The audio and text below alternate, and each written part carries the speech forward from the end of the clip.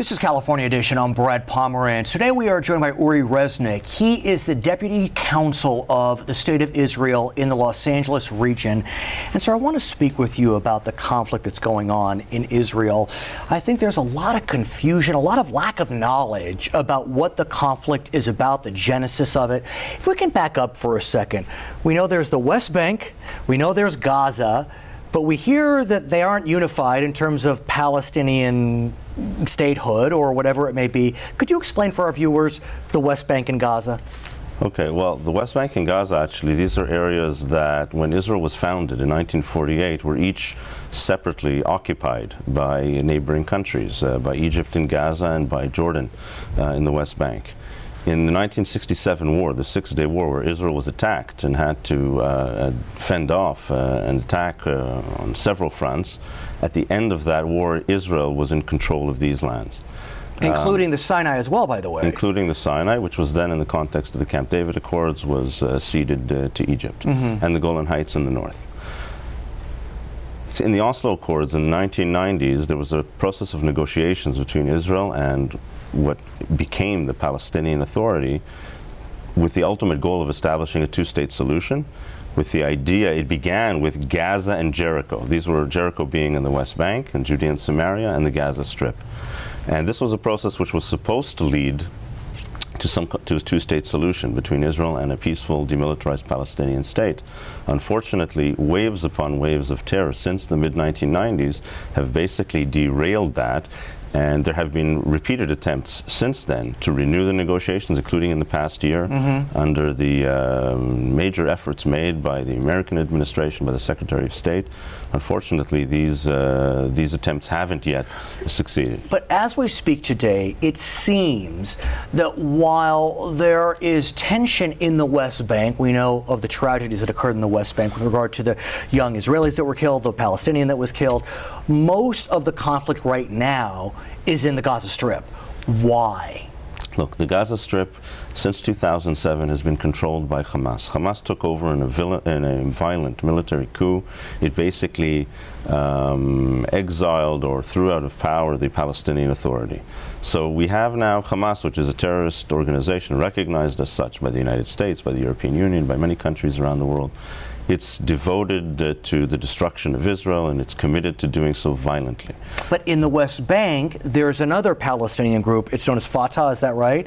There's the Palestinian Authority, the prominent or dominant party in which is Fatah. It's headed by Mahmoud Abbas, President Abbas, and that is our interlocutor for some kind of negotiated peace. Unfortunately, the Palestinian Authority does not control, since 2007, Gaza. Now, just to point out also to the listeners, in August 2005, Israel completely withdrew from Gaza. It uprooted about 10,000 Israeli civilians, completely removed any military presence. So since 2005, we have no presence in Gaza. There's no occupation there. There's no Israeli presence there. There's no reason for Hamas or for anyone in Gaza to really be attacking Israel, and yet they have been. But as we speak today, we know that the Gaza Strip has Egypt on the south, Israel on the north, I guess, and east as well.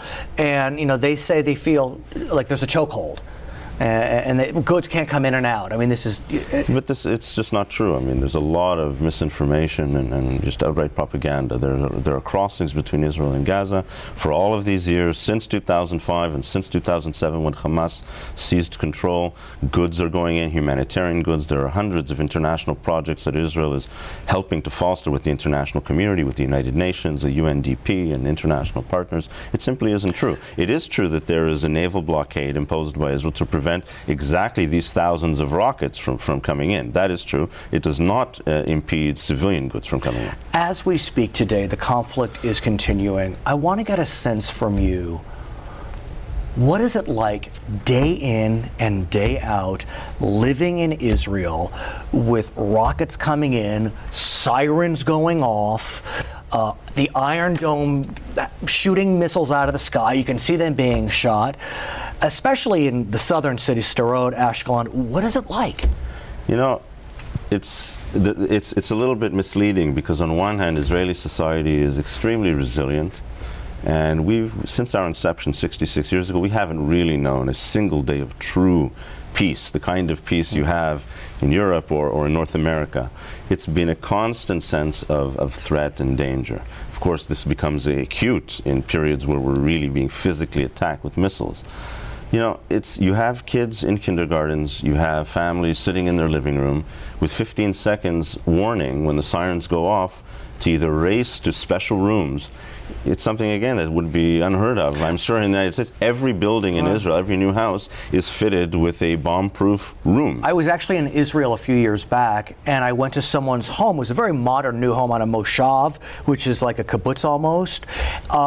This beautiful home had a bomb shelter in it. I thought, wow. And she said, oh, that's common. That's common. So these are the new homes. For recent years, all new homes have that mandated by law.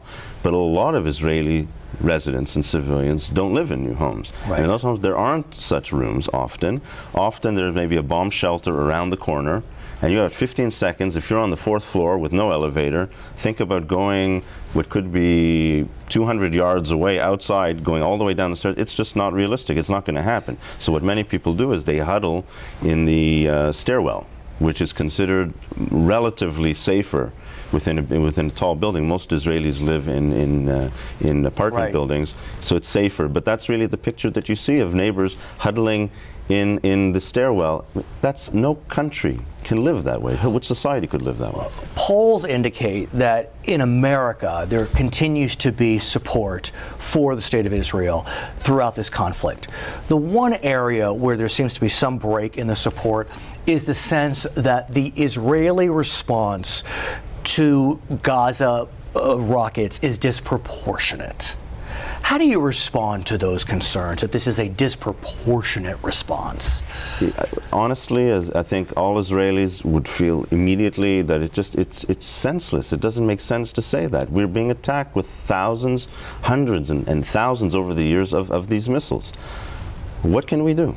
What are we supposed to do? So not only is Israel's response not disproportionate, it's unprecedented the extent that we're going to avoid civilian casualties on the other side. As I understand it, flyers are being dropped, text messages are being sent to residents of the Gaza Strip.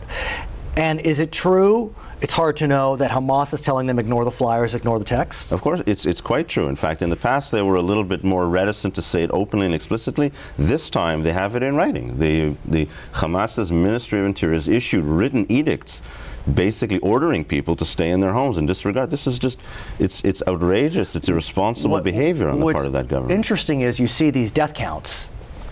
And it seems that Israel is attacked because Israel's death count is very low and the Gaza death count is higher. Look, one thing Israel will never do is apologize for not being killed by those who are attacking us. And we're not going to apologize for that. We're going to take whatever steps we have to protect our civilians and to protect the civilians on the other side, more so than any Western army or any Western government has ever done. And it's not only the flyers and the SMS messages and so on, the warnings in advance. It's calling off missions as well. Israel and the Israeli army has canceled missions in flight because of conditions on the ground that were too dangerous in terms of the potential to harm civilians. And it has to be understood what that means. That means that those are rockets that then land on Israeli civilians. So Israel pays a price to that extent, where we put some of our own people in harm's way to avoid harming the other side. I don't see anyone ever in the history of military conflict having gone to that length. As I understand, you will be returning to Israel soon. Excited, nervous, fearful, hopeful? Fundamentally, I'm confident. In Isaiah, there's a very beautiful passage which says that in calmness and confidence should be your bravery. And I think this is something that's true of Israeli society in general. I think we're confident and we're calm in the face of this, these horrific threats to our children and our people. We won't be deterred. It's very important for us to have international support to keep us out. His name is Uri Resnick. He is with the Israeli consulate. I'm Brad Pomerance. It's California Edition.